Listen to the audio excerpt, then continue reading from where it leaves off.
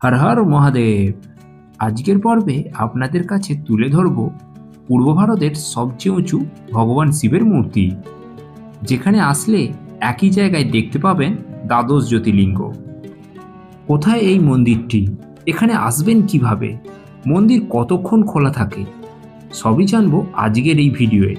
তো চলুন ভিডিওটি শেষ পর্যন্ত দেখতে থাকুন আর সঙ্গে থাকুন, জুড়ে থাকুন হ্যাপি জার্নি উইথ অয়ন চ্যানেলে। এই মন্দিরটির নাম হলো শেঠ বংশীধর জালান স্মৃতি মন্দির, যার অপর নাম বঙ্গেশ্বর মহাদেবের মন্দির। কেউ কেউ আবার নতুন মন্দিরও বলে থাকে।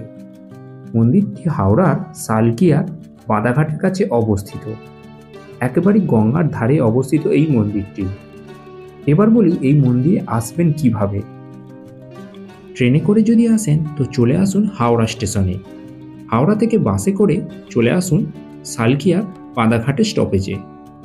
সেখান থেকেই কিছুটা দূরে অবস্থিত এই মন্দিরটি।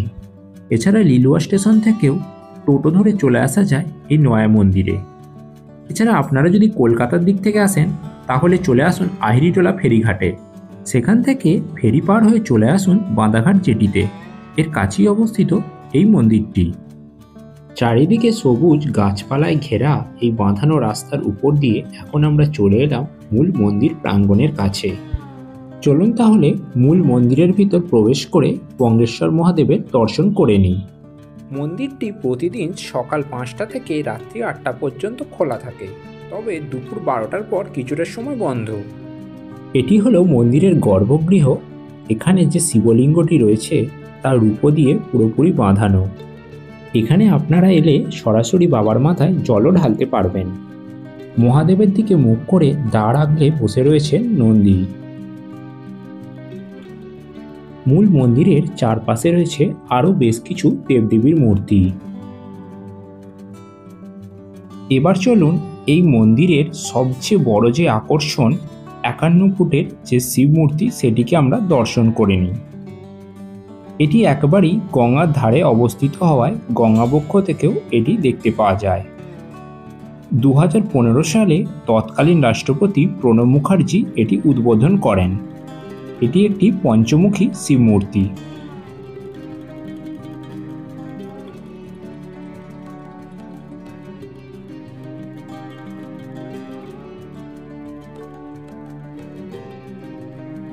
দূরে দেখা যাচ্ছে হাওড়া ব্রিজ।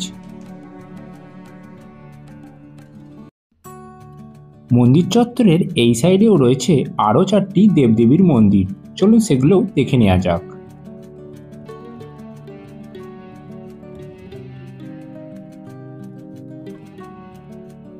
এবার আমরা এই মন্দিরের আর এক যে বিশেষ আকর্ষণ দ্বাদশ জ্যোতির্লিঙ্গ সেগুলি আমরা দর্শন করতে যাব। তার জন্য এটি হলো প্রবেশপথ।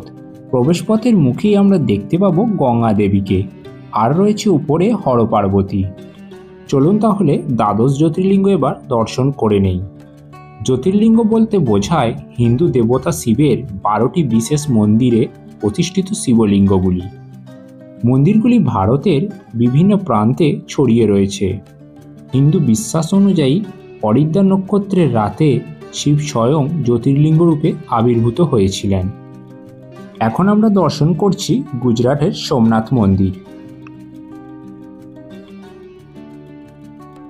এটি হলো মধ্যপ্রদেশে অবস্থিত মহাকালেশ্বরের মন্দির।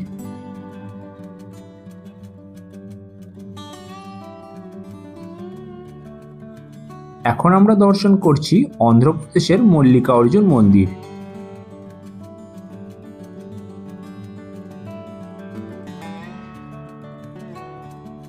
এটি হলো উত্তরাখণ্ডের কেদারনাথের মন্দির।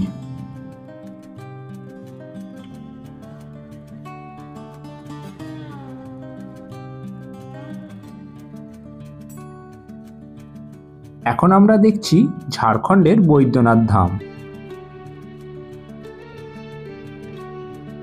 এটি হলো তামিলনাড়ুর রামেশ্বরমের মন্দির।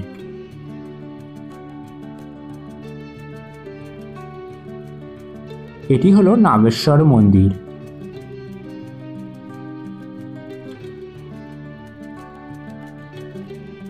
এখন আমরা দেখছি মহারাষ্ট্রের ভীমাশঙ্কর মন্দির।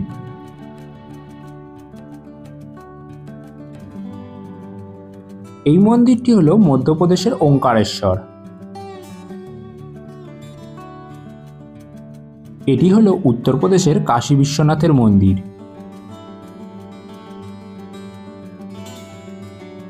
এই মন্দিরটি মহারাষ্ট্রের ঘৃষ্ণেশ্বর মন্দির।